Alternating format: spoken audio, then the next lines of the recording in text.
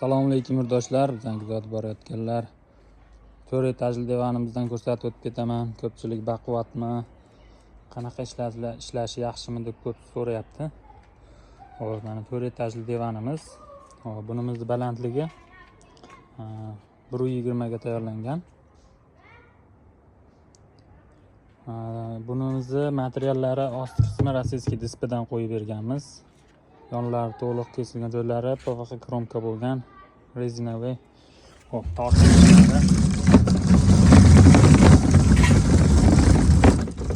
tortasiz, mana shu tekis joyda ham ishlayveradi. Qizig'i yo'q, bir-birini o'zi tortib olib keladi. Tortganingizda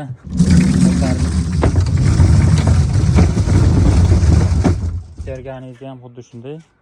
Ostidagi qismidagi o'zidan foydalanasiz, qolgani o'zi kirib chiqaveradi. Sifatlar juda ham zo'r, xudo xolasa.